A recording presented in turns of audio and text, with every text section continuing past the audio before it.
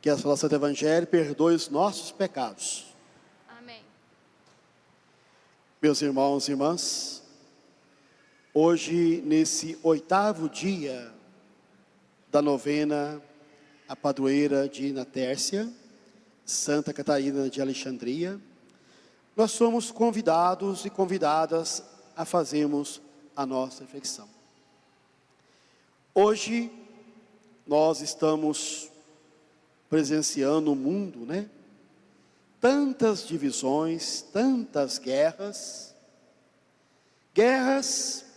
por petróleo, guerras por território, guerras por causa de água, guerras políticas e guerras familiares. E o mundo necessita de paz. E essa paz, quem pode nos trazer? Deus. Jesus é Ele que vem nos trazer a paz. E cada um de nós necessitamos dessa paz. Só que muitas vezes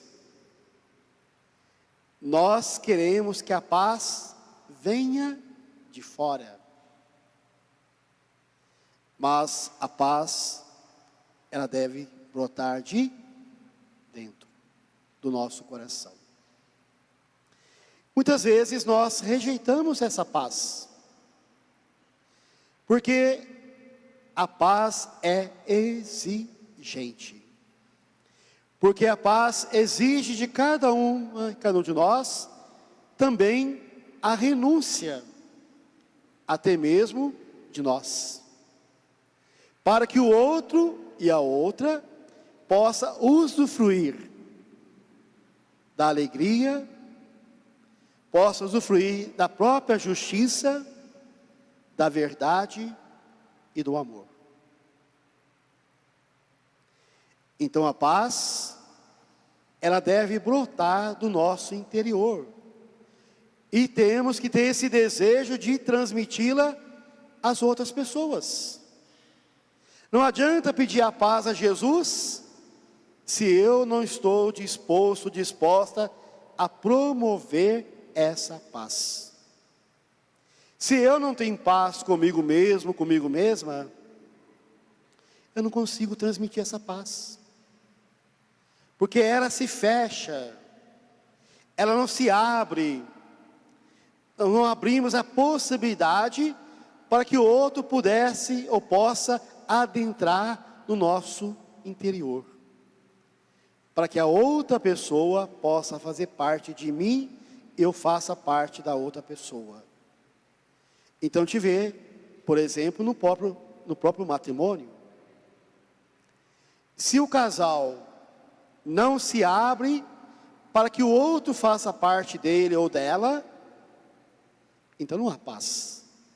Se cada uma vai deixar prevalecer as suas manias, as suas ideias, seus pensamentos, as suas atitudes, sem compreender a razão do outro e da outra, então não terá paz. Se eu que sou católico, não respeito o meu irmão de outra igreja, se eu que sou cristão, não respeito o meu irmão da outra religião, o budismo, o islamismo, o que for, como será? Então a paz também parte da fé. É preciso encarnar a fé, porque nós somos irmãos. Todos nós, seja quem for, somos filhos de quem? De Deus, em Jesus Cristo. Então Jesus nos faz herdeiros, co-herdeiros do Pai. Então por isso, por que nós discriminamos nossos irmãos que não são ou não professam a nossa fé, que não fazem parte da nossa igreja, que não fazem parte da minha comunidade, Então isso temos que ter discernimento. Como estou vivendo hoje a minha fé? Então não adianta dizer que eu sou católico se discrimino o meu semelhante. Se eu discrimino, eu crio divisões, não crio paz. E hoje nós vimos a primeira leitura dos Macabeus, né, lá no ano 165 mais ou menos, no século II a.C., ali reinava os romanos, não é isso?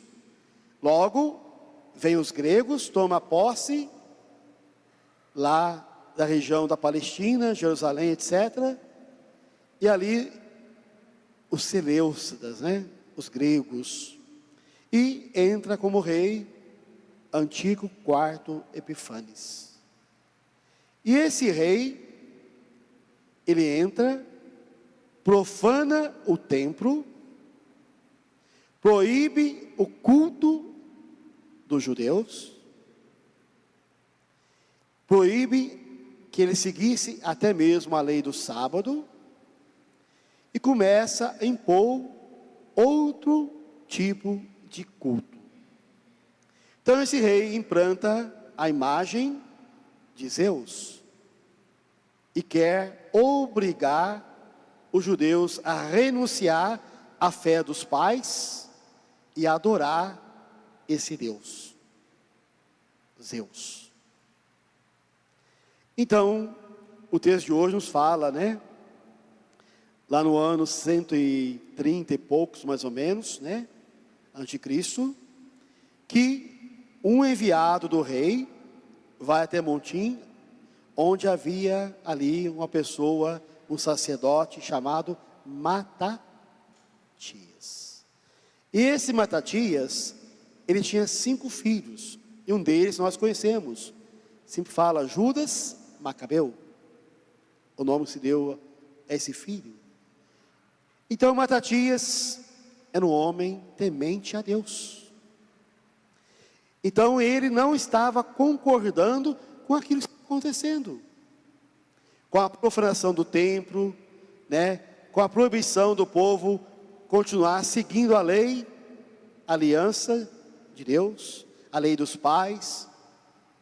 Não estava aceitando a obrigação de adorar esses Zeus e tudo mais.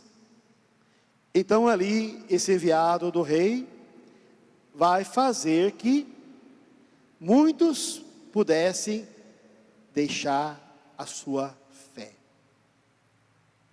deixar a sua religião e prestar culto ao Deus também do imperador.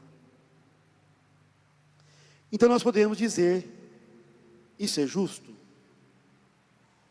E ali, aquele homem chega, começa a gabelar, começa a mostrar vantagens. Se vocês renunciarem o Deus de vocês, passar a adorar o Deus do rei, vocês serão amigos do rei, né? Uma proposta indecente, né? Então, se vocês renunciar à fé de vocês e aceitar a fé do rei, vocês terão privilégios. E hoje, quantas propostas nós recebemos? Seja religiosa, seja política. Então ali, alguns dos judeus até passaram a adorar esse Deus, o rei. E Matatias e seus filhos ficaram de lado. E logo, esse enviado do rei diz a Matatias, aí faz para ele uma proposta, né? Você faz que a sua família, seus filhos, porque você é um homem importante, você tem crédito com o povo, você tem autoridade e tudo mais. Porque Matatias era um sacerdote. Mas ele não aceitou. Eu e minha família continuaremos seguindo a lei de nossos pais. Então ali houve aquela rebelião. Porque Matatias, ele vai enfrentar aquela estrutura que fora formado, né? Aquele poder. Ele mata esse enviado do rei e mata também um judeu que se ofereceu para adorar o Deus do rei. Então ali ele convoca o povo. Quem quer seguir o Deus dos pais, me siga.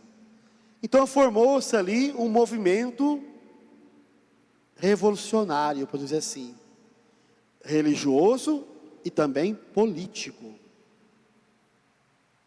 Porque Matatias e sua família e muitos aceitaram continuar adorando o Deus verdadeiro, o Deus único, o Deus amor, o Deus de misericórdia, o Deus de compaixão. E não aceitou as propostas. E vocês que conhecem muito bem a história de Santa Catarina, ela quando enfrentou também ali o imperador, o que aconteceu com ela? Tentaram persuadir ela, né? Tentaram convencê-la, né? Porque ela gostava da filosofia, muito inteligente, né? Não vou contar a história dela, que vocês conhecem mais que eu. Mas ela enfrenta ali o imperador. E como ela vence aqueles filósofos, aqueles sábios convocados, ela vai presa, depois converte a mulher do imperador, os soldados, muita gente, aí houve só matança, né? Maximínio, né? Mata a sua própria esposa, mata seus soldados e assim em diante. Foi uma carnificina, né? Catarina presa, depois é levada para a roda de facas, né? E ali quebra tudo, né? As facas se quebram, depois ela é degolada. Então te viu que ela também não aceitou a proposta do imperador. Ela se manteve firme na sua fé, porque ela já se considerava a esposa de quem? Jesus. Já tinha a sua aliança no dedo, né? Então ela manteve fiel ao esposo que é Jesus. Ela manteve fiel à sua fé, à sua religião. Ela não se deixou seduzir por riquezas, por prata, por ouro, né, por roupas finas, por poder.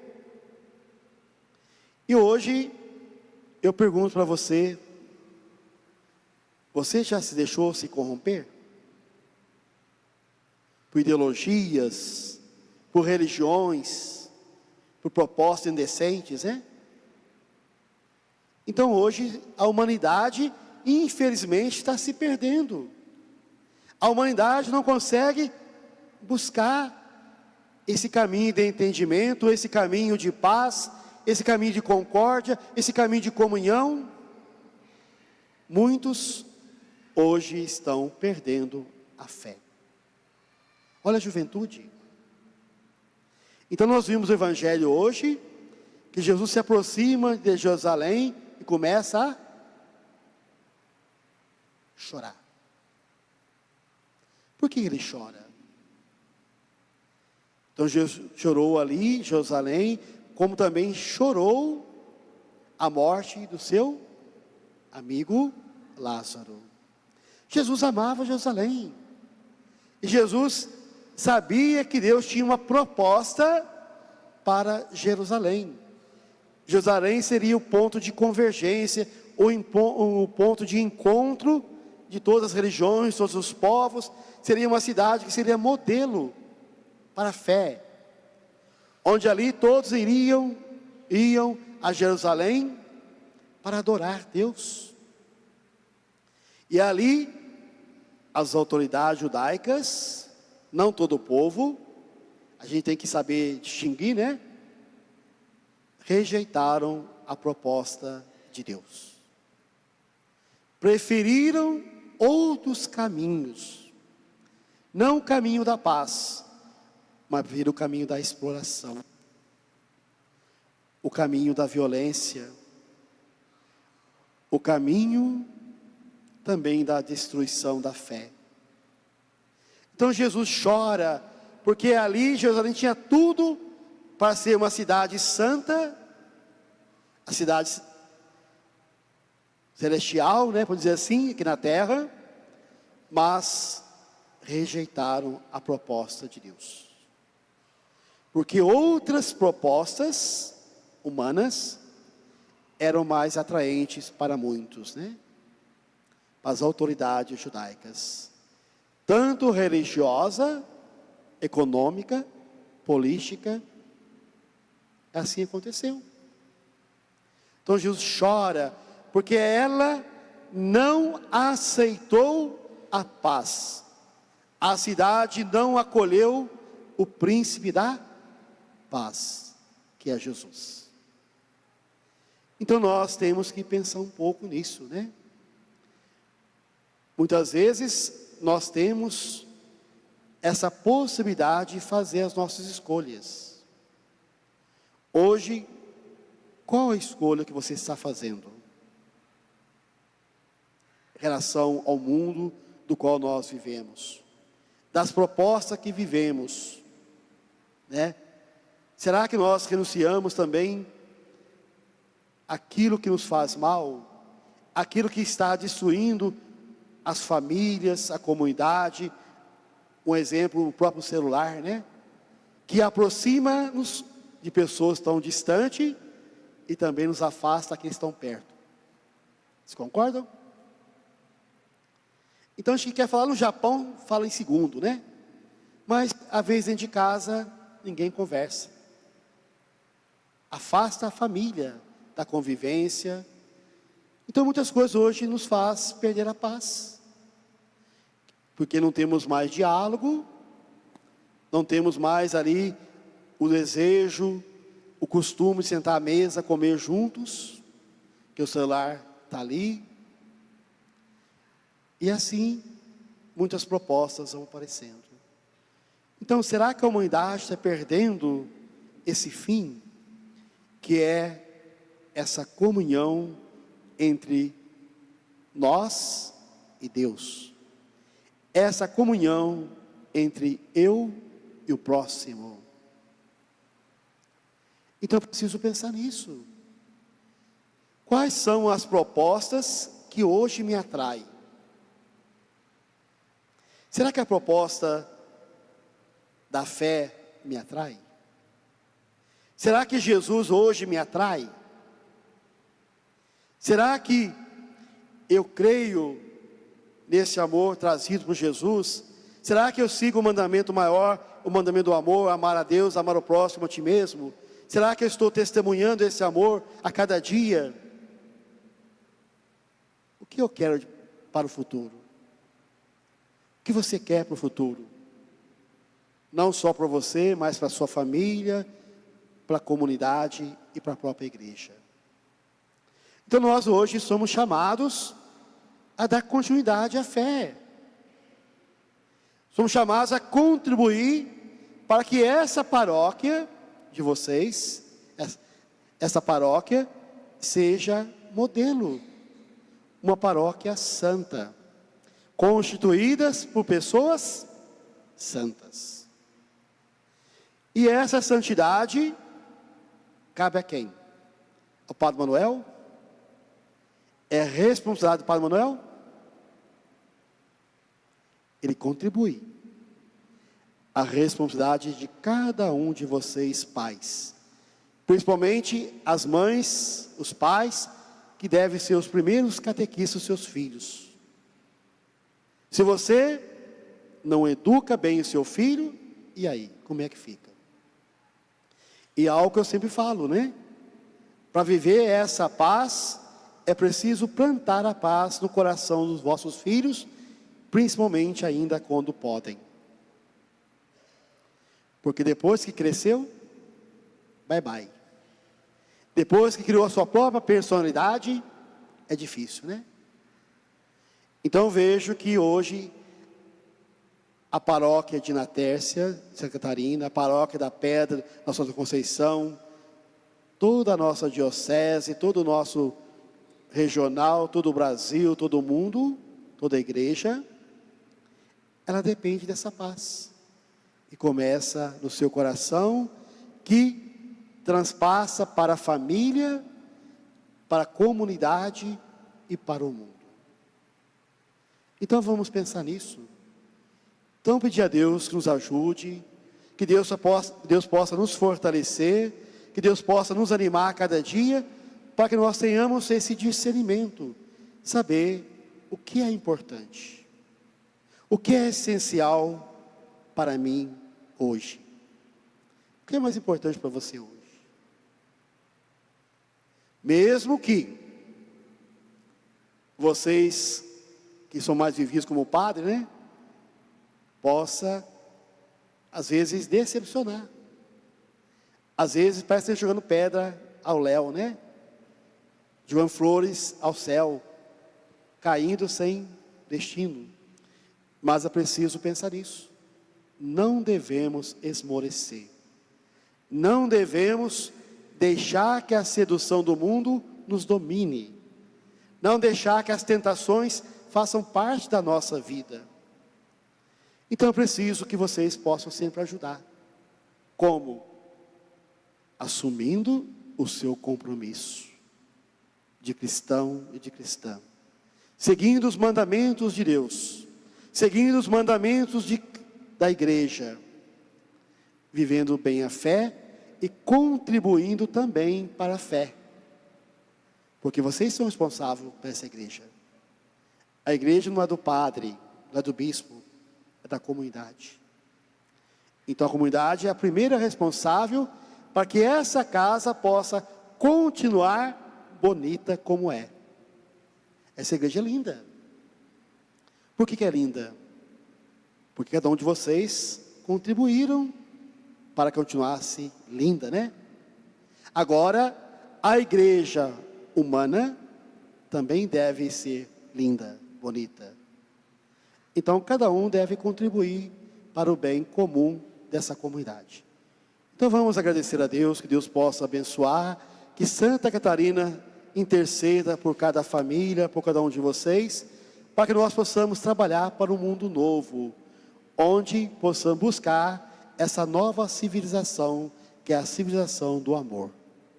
E assim, se nós amamos, nós somos mensageiros da paz. E o mundo precisa de paz.